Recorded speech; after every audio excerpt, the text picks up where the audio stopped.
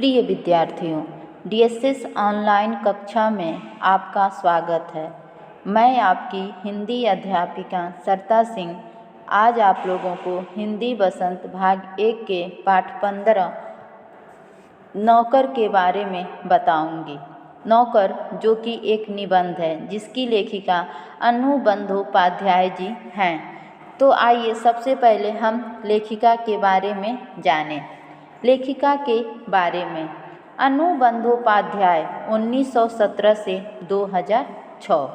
अनु बंदोपाध्याय जी का जन्म 1917 में हुआ था और 2006 में उनकी मृत्यु हो गई थी। अनु बंदोपाध्याय स्वतंत्रता आंदोलन के साथ साथ सामाजिक कामों में भी गांधी जी की अभिन्न सहयोगी रहे। स्वतंत्रता आंदोलन के साथ साथ सामाजिक कामों में भी गांधी जी की अभिन्न सहयोगी रहे। उन्होंने collected workers of Mahatma Gandhi के संपादन के अलावा कस्तूरबा ट्रस्ट के साथ भी काम किया।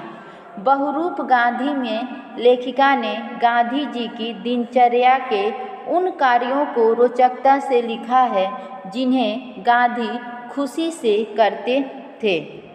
बहुरूप गांधी में लेखिका ने गांधी जी की दिनचर्या के उन कार्यों को रोचकता से लिखा है जिन्हें गांधी खुशी से करते थे।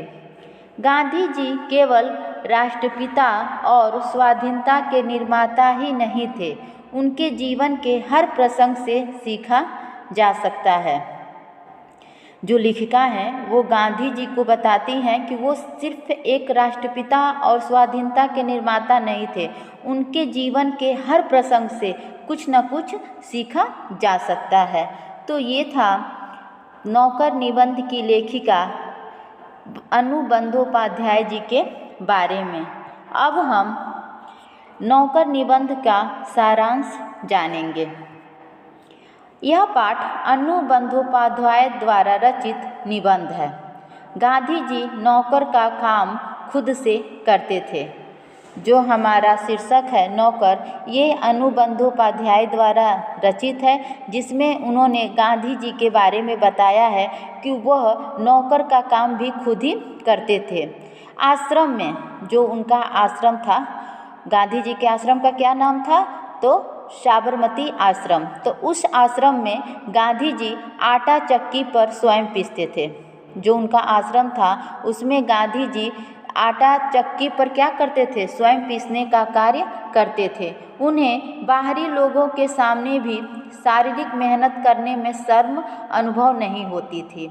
एक बार कॉलेज के कुछ छात्र गांधी जी से मिलने आए और उनसे कुछ सेवा करने के लिए कहने लगे।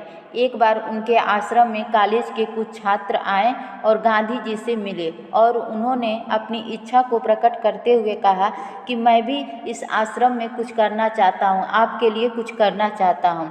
तब गांधी जी ने उन छात्रों को भी गेहूँ साफ करने के लिए दे दिया।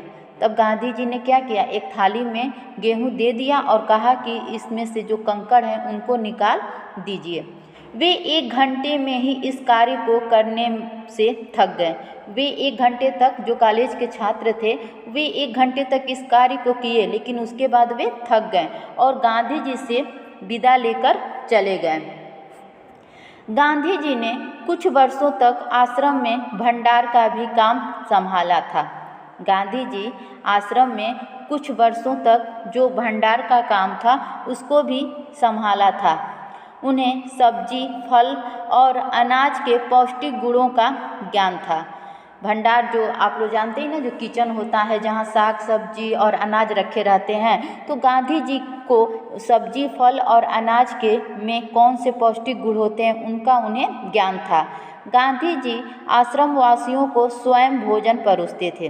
गांधी जी जितने भी आश्रमवासी में लोग रहते थे आश्रम में, उनको स्वयं भोजन परोसने का कार्य करते थे, जिस कारण उन लोगों को बेस्वाद उबली हुई सब्जियां बिना शिकायत किए खानी पड़ती थी।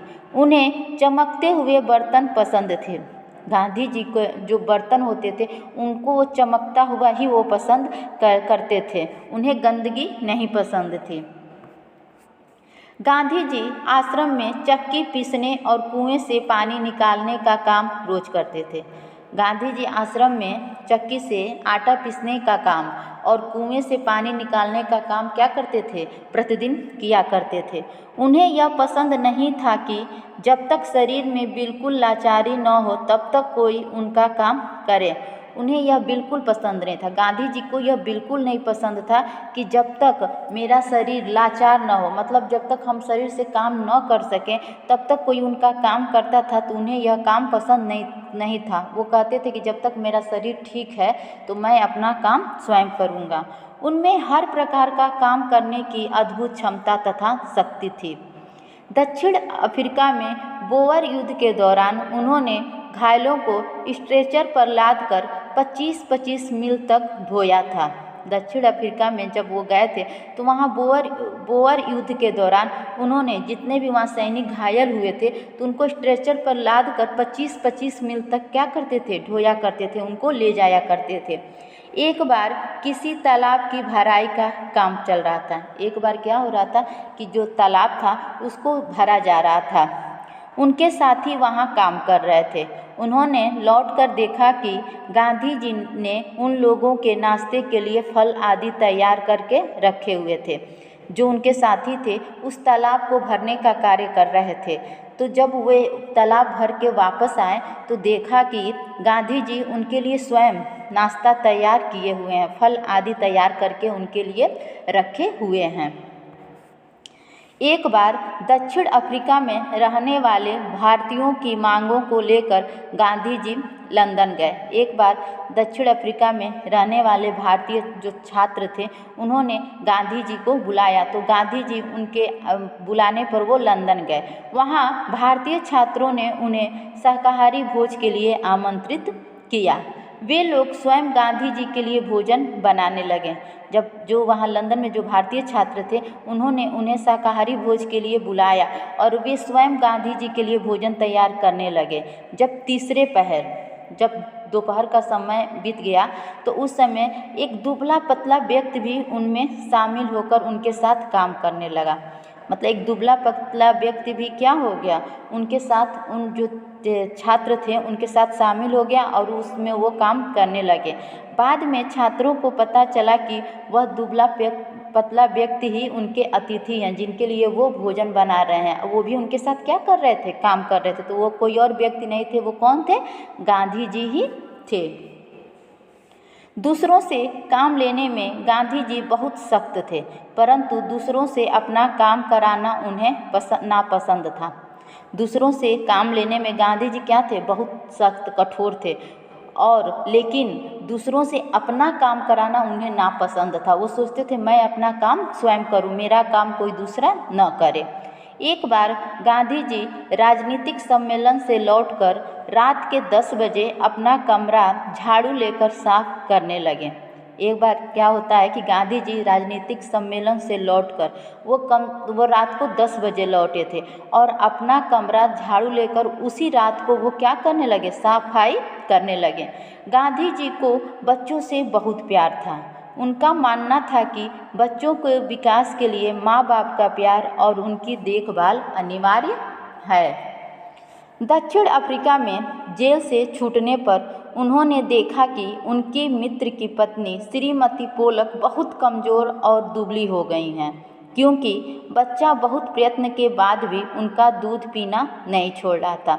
जब दक्षिण अफ्रीका के जेल से जब गांधी जी छूटे तो वह अपने उनकी मित्र की पत्नी श्रीमती पोलक थी, वो बहुत कमज़ोर और दुबली हो गई थी, क्योंकि बहुत कोशिशों के बाद भी उनका बच्चा क्या किया था? दूध पीना उनका नहीं छोड़ रहा था। तब गांधी जी ने 1 महीने तक बच्चे को अपने पास सुलाया। तब गांधी जी ने श्रीमती पोलक से कहा कि आपके बच्चे को अब मैं अपने पास एक महीने तक सुलाऊंगा। रात के लिए वे अपनी चारपाई के पास पानी रख लेते थे।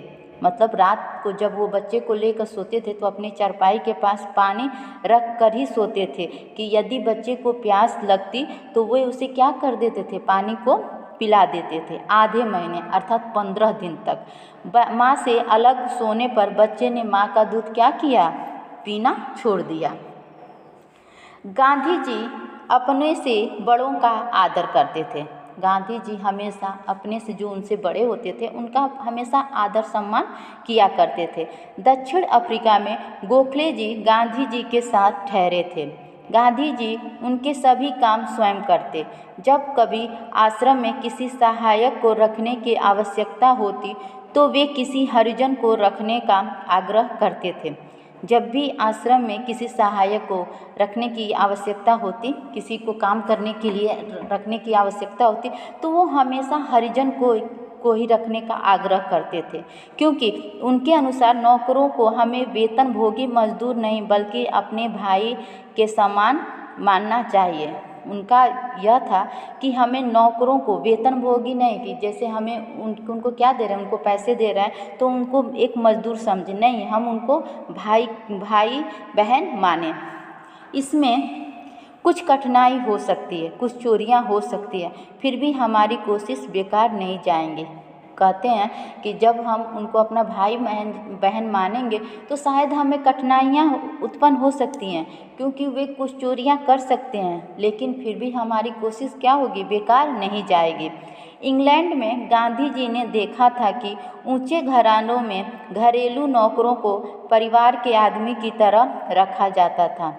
गांधी जी जब इंग्लैंड गए हुए थे तो वहाँ उन्होंने देखा जो ऊंचे घरानों में जो घरेलू नौकर जो घरों में नौकरें काम करते थे तो वह परिवार के आदमी की तरह ही, मतलब परिवार का सदस्य उनको माना जाता था।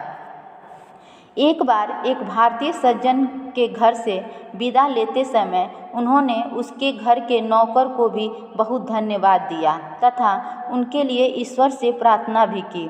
वे मानते थे कि नौकर कोई वेतनभोगी मजदूर नहीं बल्कि हमारे ही परिवार का एक सदस्य है, हमारा भाई या बहन है। एक बार गांधी जी किसी भारतीय सज्जन के घर गए थे और जब वहाँ से वो विदा लेकर वापस लौटे तो जो वहाँ के नौकर थे उनको भी उन्होंने धन्यवाद दिया और ईश्वर से प्रार्थना की। और उनका मानना था कि कोई भी नौकर वेतन, मतलब हम उनको पैसा दे रहे हैं तो उनको मजदूर नहीं बल्कि हमें उन्हें अपने परिवार का एक मतलब सदस्य समझना चाहिए, उन्हें अपना भाई या बहन समझना चाहिए। तो ये था नौकर निबंध का सारांश। उम्मीद है कि आप लोगों को सब समझ में आया होगा। धन्यवाद।